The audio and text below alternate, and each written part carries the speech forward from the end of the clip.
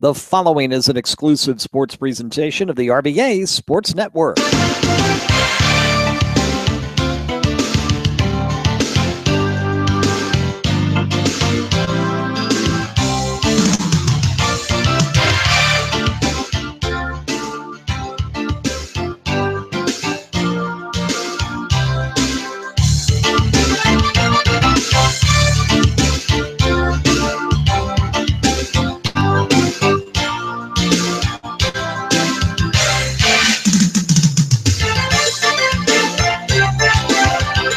The magic number tonight was 40.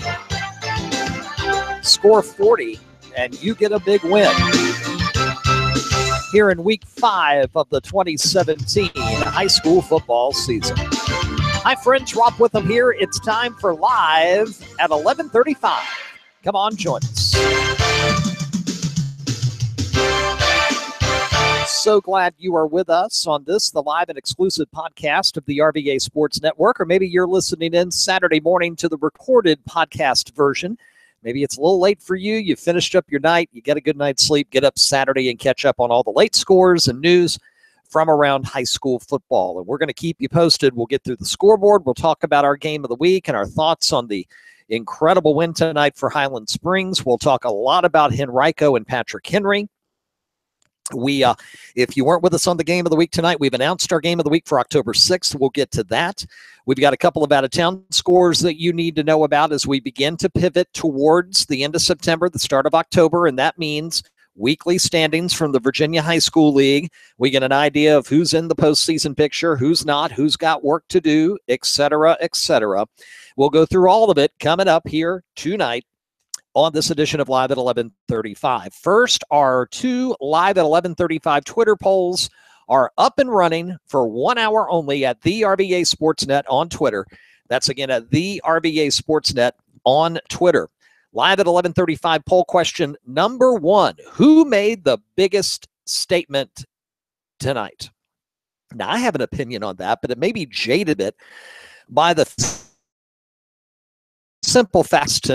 The question that we asked, question number 1, who made the biggest statement tonight? Your choices are Dinwiddie, Highland Springs, Hopewell, and Louisa, who is now 4-0 on the season with a big win over Albemarle.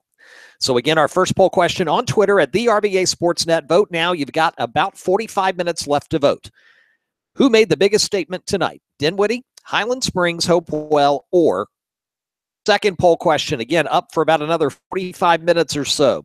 What is next week's sleeper game?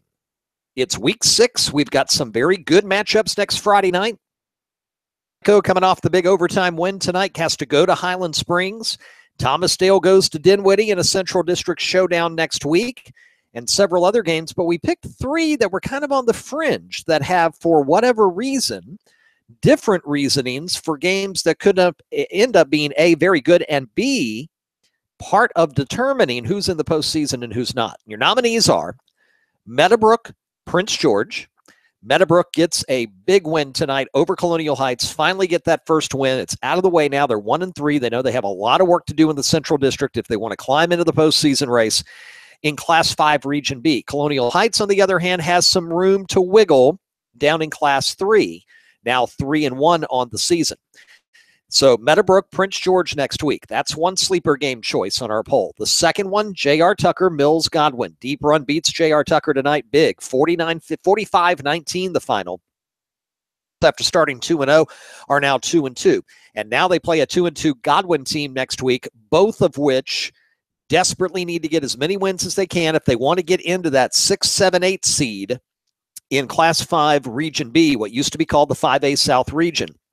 We know that Hermitage, Highland Springs, L.C. Bird has been the class of that area for a long time. We know that Henrico, Lee Davis, and Douglas Freeman have consistently made the playoffs over the last 2 or 3 years.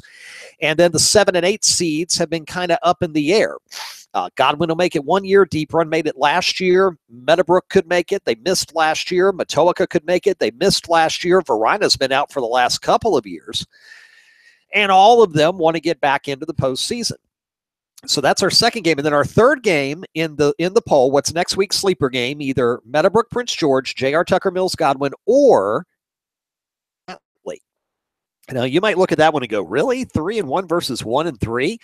And that is the Hanover County game that we're not broadcasting next week. Our game of the week will be Lee Davis at Hanover. But Patrick Henry now coming off the heartbreaking overtime loss at Henrico tonight, so close to becoming 4-0. Atlee has to come back late. They get a pick six to wrap it up, and they beat Armstrong by 15. But the truth of the matter is the game was much closer than 15 points. And at one point, Atlee was down by 2 scores in the second half. But Atlee will come in really needing another win to be at least 2-3 at the turn halfway through the season. They're in that big Class 5 Region B after being out in 5A North Region for 2 years. Patrick Henry now down in Class 4 Region B. They look up and they see 4-0 Dinwiddie, 4-0 Monacan, 4-0 Louisa, and 4-0 Eastern View. And all of them playing lights-out football. Henry's thinking to themselves, gosh, if we could beat Atlee next week and we can win at home against Varina in 2 weeks, we'd be 5-1 with 4 games to go, but we could still be looking at a road game in the first round of the playoffs because of how top-heavy Class 4 Region B really is. Between those 4 that we mentioned that are still unbeaten. Right over Prince George. Prince George returns the opening kick for a touchdown, and that was it. Dinwiddie scored the final 63 points and won 63-6. Louisa with a big win over Albemarle tonight. They're still unbeaten. Eastern View, huge win over Cortland tonight. They are not only 4-0, but they are on a roll. And, you know, the Dinwiddies, the Monacans, Monacan had a bye this week. Do not overlook Eastern View. And do not overlook Louisa. They could be a potential second-round opponent that you do not want to have to face. So those are our 2 poll questions up right now. At the RVA Sports Net on Twitter. Again, the RVA Sports Net. While we have a quick second, pardon me for just a moment.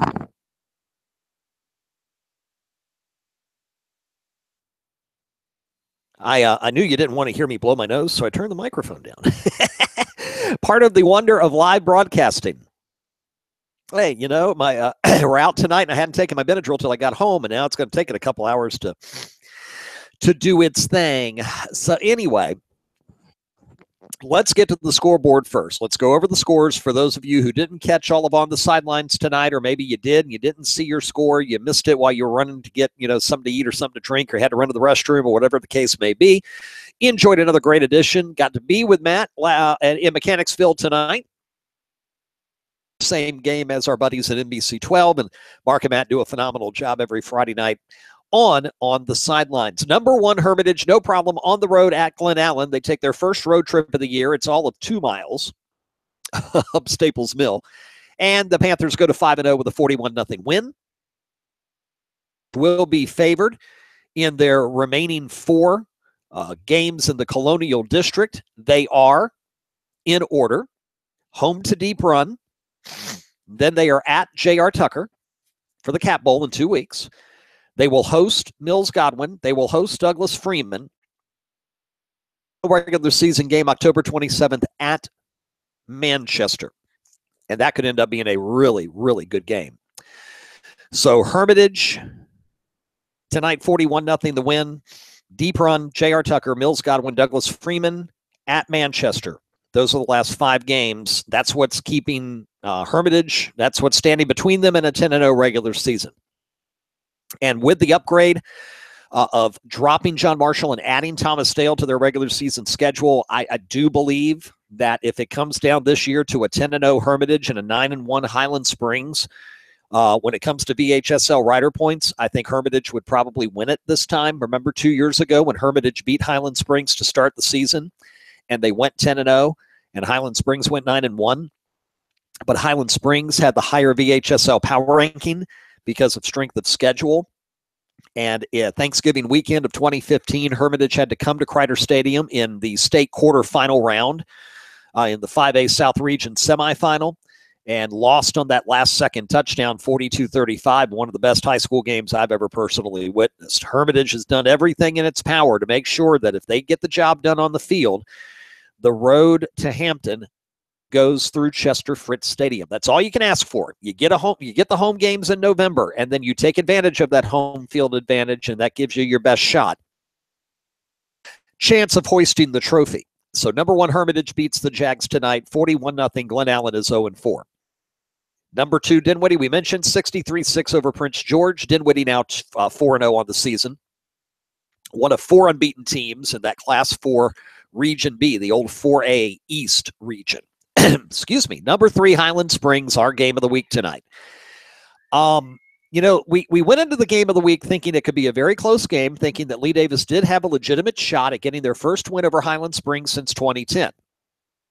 They came close in the 2015 playoffs in that second round tit-for-tat game that ended up 41-34 Highland Springs on their way to their first of the last 2 titles. But tonight it was Highland Springs who quietly walked into Mechanicsville, and they made a huge statement.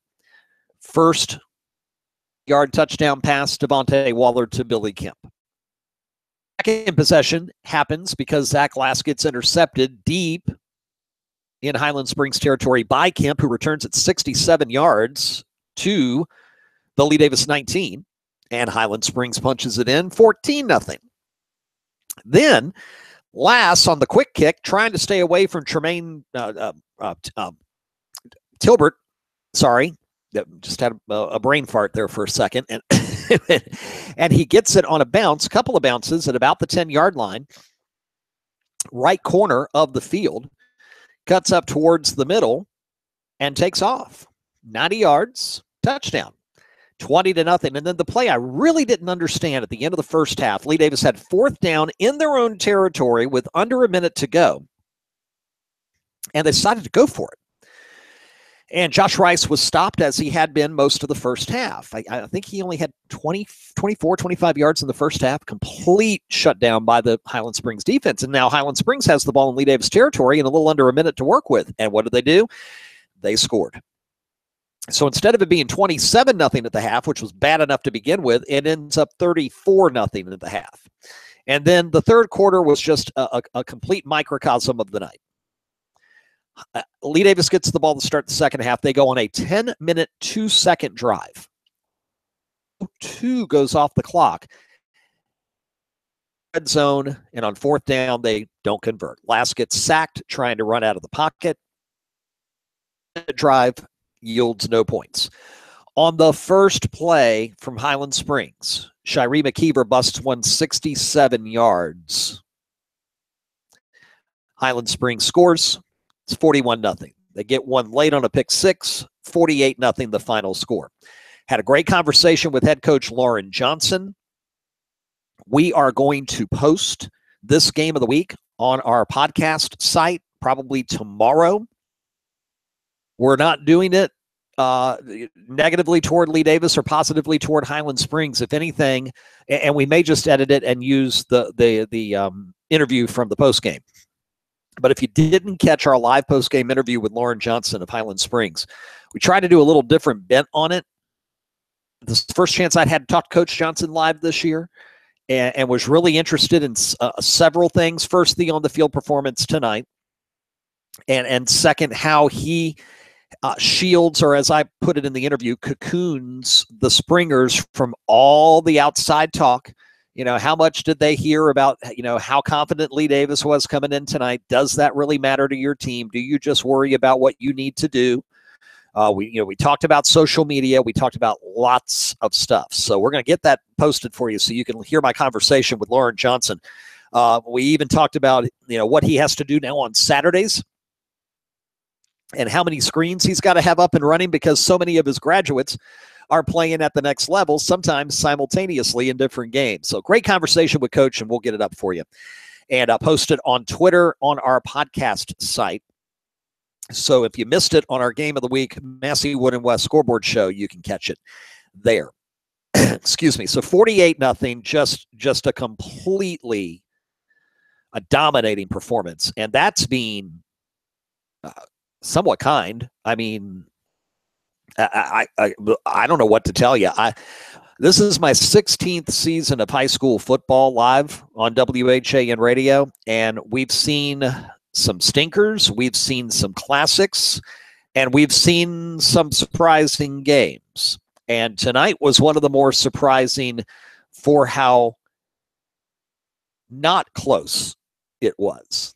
I mean, Not even close to being close from the beginning of the night. Highland Springs, if they were looking to make a statement, they did it tonight. Now, next week, they get Henrico coming in off the big high of the overtime win over Patrick Henry. I suspect Henrico might enter our Big 12 poll this Monday with Lee Davis losing, with Collegiate losing. And I think there's going to be one spot open, at least, maybe two, for two new teams to get into the poll. And Henrico certainly is one of the possibilities. After their 35-34 overtime win, a back-and-forth battle with then unbeaten Patrick Henry. My son was there sending us updates all night long. We talked about it on the phone as I drove home from Mechanicsville, and he was like, you just wouldn't believe what a game, what an atmosphere, what a fun time it was. Patriots score in the final seconds, get the two-point conversion, and force overtime. They get the football. And in high school, if you've never been to an overtime game, each team gets 4 downs from the 10-yard line. It's not the 25. You can't get a first down, et cetera, et cetera, et cetera. So 4 downs from the 10. And Patrick Henry scores. They opt to go for 2, and they fail.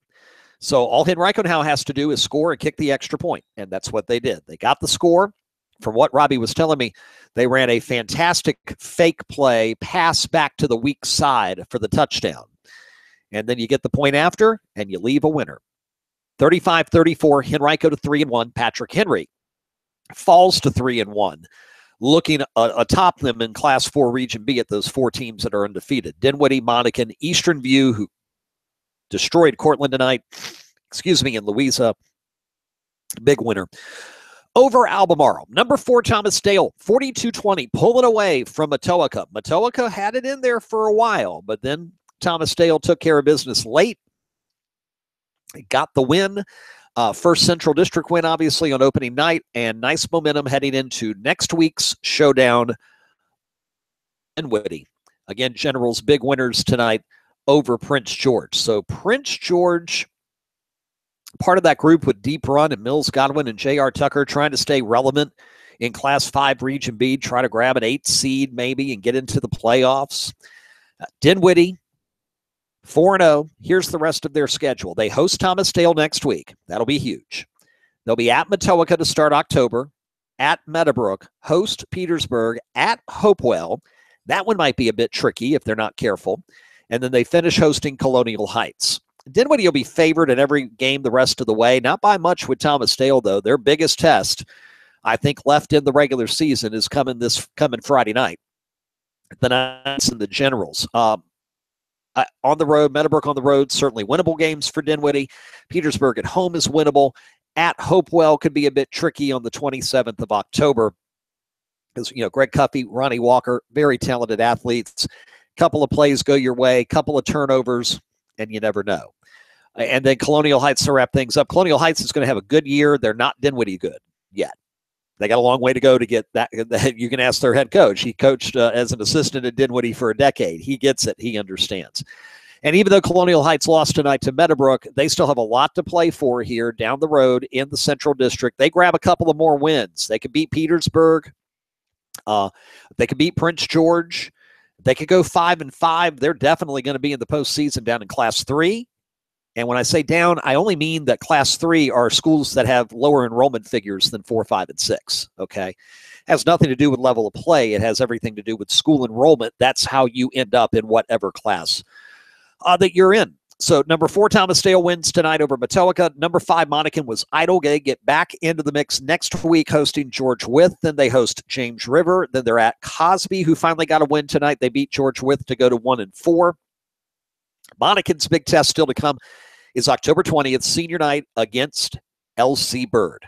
Can the Chiefs, and specifically can the class of 2018, finally bring Monacan a win over the vaunted Skyhawks? We got to wait another 4 weeks to find out.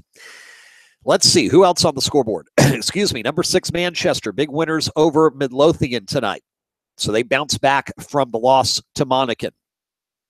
Number 7, LC Bird beats Huguenot, 47-24 the final score, however. Huguenot still playing good football. they definitely can get a playoff spot in Class 4 Region B. The only problem is right now, anybody who's in that 5, 6, 7, 8 area down there in Class 4, again, they're all looking up at these unbeatens who are playing ridiculously good football. And if you're Patrick Henry, if you're Huguenot, if you're Caroline, Tan got their first win tonight. Their season still well, trying to get a 5, 6, 7, 8 seed. And you look up and see the likes of how well Dinwiddie and Monacan and Eastern View and Louisa are playing, and you may end up at one of those locations on November the 10th. You go, hey, you know what? If that's the way it is, then we just go and we give it our best shot. That's all you can do. So Bird a winner tonight, Manchester a winner tonight. Number 9, Hopewell takes care of Petersburg. Big win for them.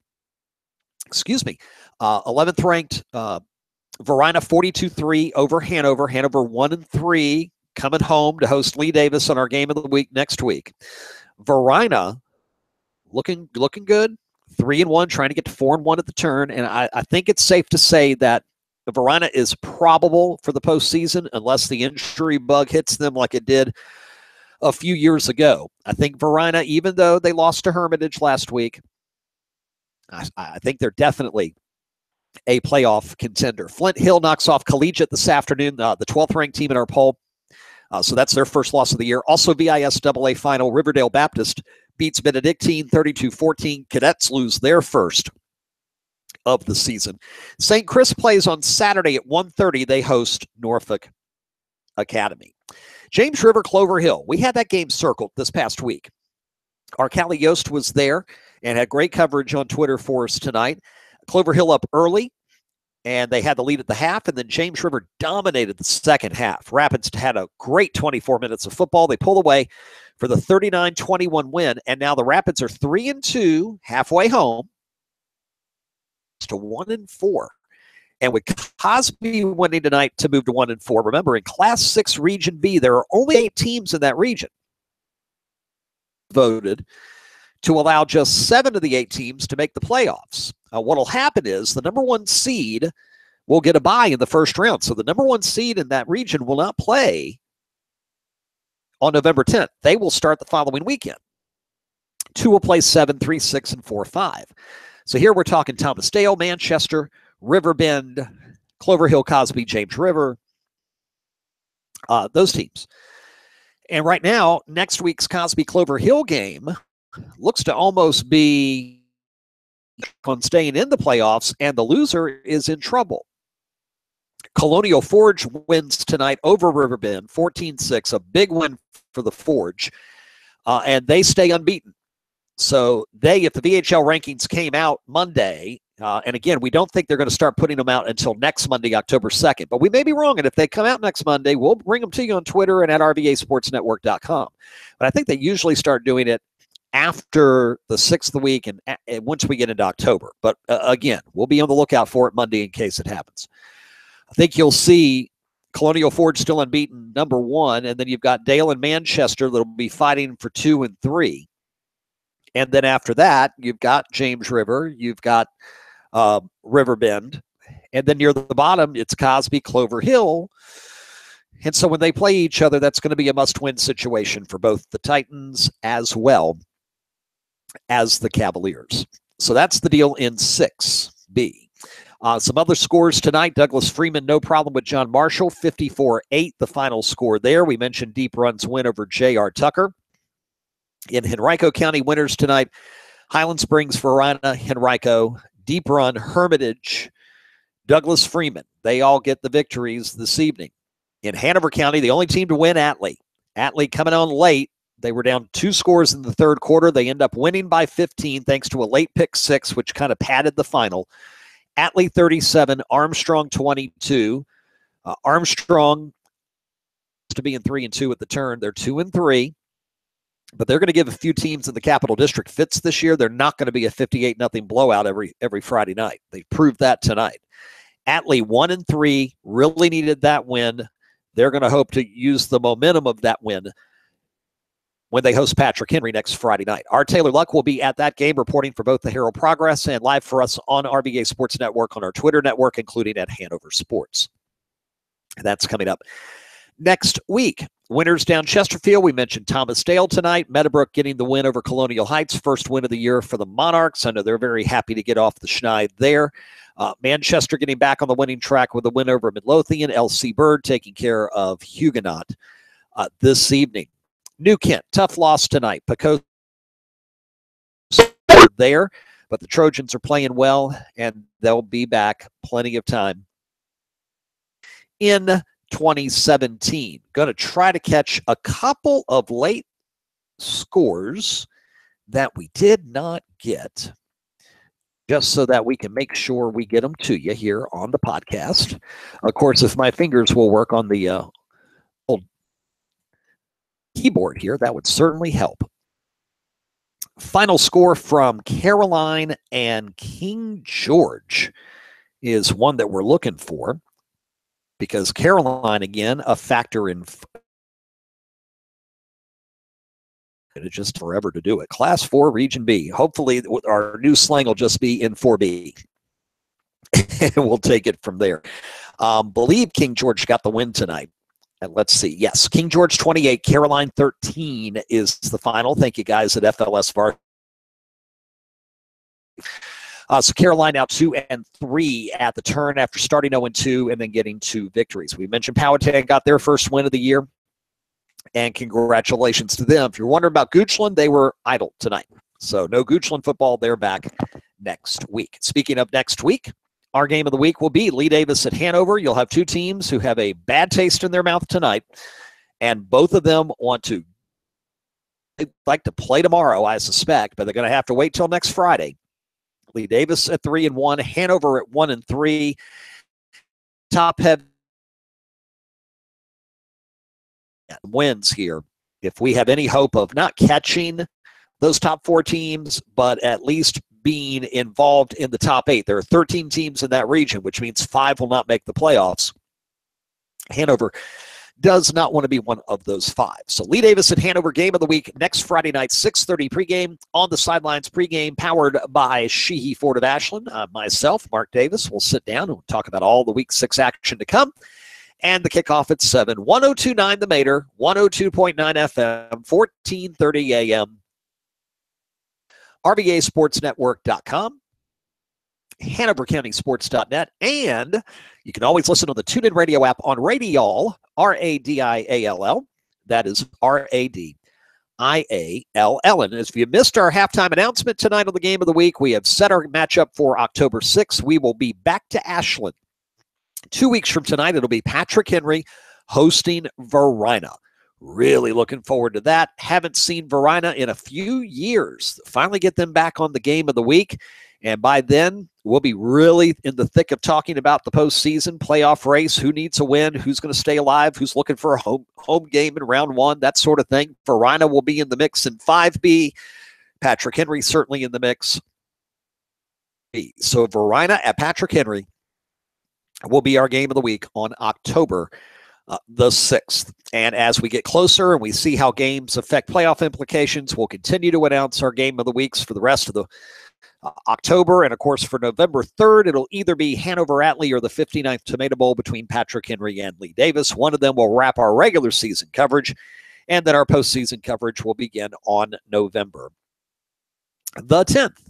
All right, before we wrap things up on this edition of the podcast, couple of notes. Number 1, don't forget our polls are still open. If you are listening to us live for the next 20 minutes at the RVA Sportsnet on Twitter at the RVA Sportsnet. Poll question 1, who made the biggest statement tonight? Dinwiddie, Highland Springs, Hopewell, or Louisa? And our second question, what's the sleeper game next week? We know some of the big matchups. Certainly Dale and Dinwiddie tops them. Henrico Highland Springs is good. But what's the sleeper game next Friday? Is it Meadowbrook Prince George? Both teams fighting in 5B. J.R. Tucker Mills Godwin, both at 2-2 in 5B, needing that 3rd win at the turn. Maybe Patrick Henry Atlee. Can Atlee come home and get a 2nd straight win and pin a loss on their county rivals? You got a few minutes left to vote on those polls. Our win over Boise State tonight, 42-23. And so Bronco Mendenhall's crew goes to 3-1 this year. Then they won all of last year. They went 2-10 a year ago. They are now 3-1 on the season with the ACC season still ahead of them. So our headlines tonight here on week 5 of high school football: 40 gets it done. If you scored 40 tonight, you are a winner, especially in the NBC 12 RVA Sports Net Big 12 high school football poll. Number 1, Hermitage, 41-0 over Glen Allen. Number 2, Dinwiddie, 63-6 over Prince George. Number 3, Highland Springs in our game of the week over number 8, Lee Davis, 48-0. Number 4, Thomas Dale, 42-20 over Matoaka. Number 5, Monacan off tonight. Number 6, Manchester, 49-21 over Midlothian. Number 7, LC Bird, 47-24 over Huguenot. Number 9, Hopewell, believe it was 40-0 over Petersburg. Number 11, Verina, 42-3 winners over Hanover. Only losers in our poll tonight: number 8, Lee Davis, earlier today, number 12, Collegiate. Will Henrico jump into the new Big 12 poll? It will be released on Monday on NBC 12 News at 6 or 11. Usually it's 6, but occasionally it gets bumped to 11. And we have it live at RVASportsNetwork.com every Monday night at 6:30 p.m. All right, fans, thanks for being with us on this edition of Live at 11:35, the exclusive podcast of the RVA Sports Network. Have a wonderful rest of your weekend. We'll talk to you again live next Friday night, live from Hanover High School, where the Hawks will take on Lee Davis. And again, we'll get going next Friday at 6:30. For that, and can you believe we get to September 29th next Friday, and we will have some teams that have played 6 of their 10 regular season games without reaching the month of October. It's one of the quirky parts of the schedule now that we start so soon before Labor Day. It used to be you never played a game until at least Labor Day was done or you were back in school. It's a whole new era now. Live at 11:35 is an exclusive podcast presentation of the RVA Sports Network, solely intended for the private, non-commercial use of our audience. Any rebroadcast other use of tonight's podcast without the express written consent of HCS Media, LLC is strictly prohibited. Have a great weekend, everybody. We will talk to you again next Friday night on the Game of the Week, and we'll see you on the sideline.